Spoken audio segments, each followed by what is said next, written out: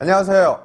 메이킹에 즐거움을 주는 메이커 맥입니다. 오늘은 여러분들과 함께 메이킹에 필요한 안전 도구, 안전 공구들 어떻게 사용하는지, 그리고 안전하게 사용하는 방법에 대해서 같이 알아보도록 하겠습니다.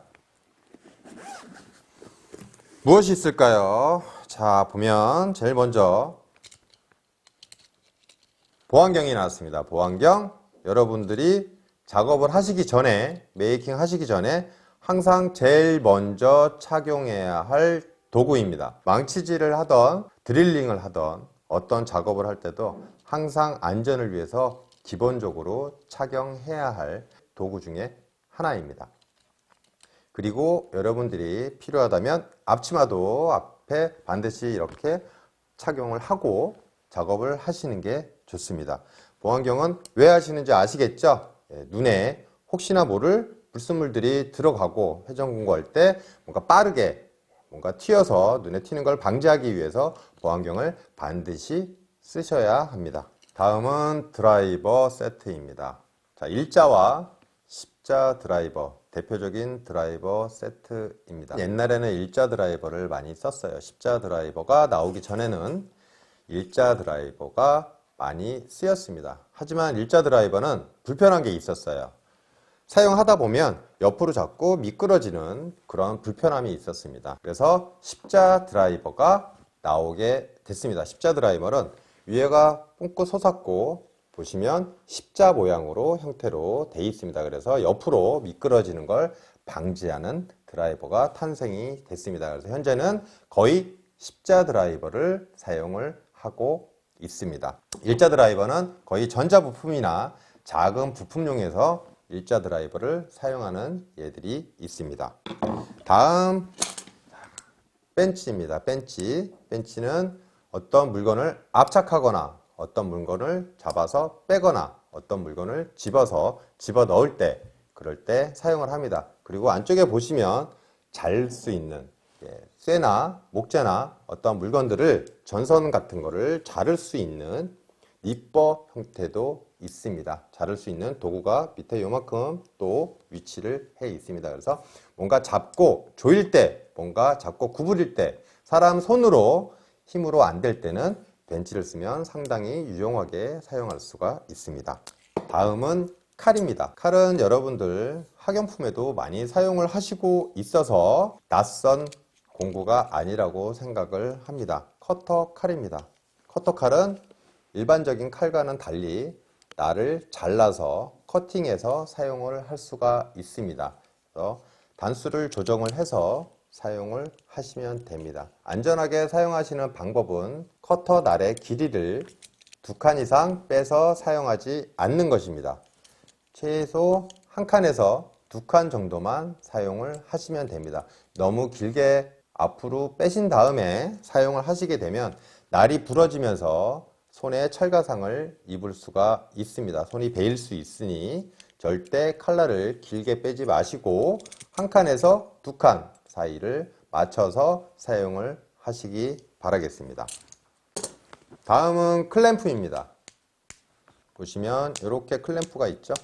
클램프는 어떤 물건을 두 가지를 본딩해서 글루를 붙여서 압착할 때 사용을 합니다. 아니면 어떤 물건이 흔들릴 때 그거를 잡아놓고 다른 작업을 하실 수 있도록 사용하는 도구입니다. 스프링이 사용이 되어서 손을 놓으면 이렇게 잡을 수 있도록 구조가 되어 있습니다. 자, 마지막으로 부품 상자입니다. 부품 상자 안에 무엇이 있는지 한번 확인해 보도록 하겠습니다. 못이 들어가 있네요. 자, 못은 망치로 두들겨서 나무를 고정할 수 있는 재료입니다. 그래서 망치질을 해서 나무와 나무를 서로 연결을 할 수 있는 재료입니다. 그 다음에 나사못이 있습니다. 나사못은 아까 보셨던 드라이버를 사용을 해서, 자, 보시면 십자입니다. 십자 드라이버를 사용을 하셔서 마찬가지로 나무와 나무, 아니면 나사못은 쇠도 연결할 수 있고 나무도 연결을 할 수가 있습니다.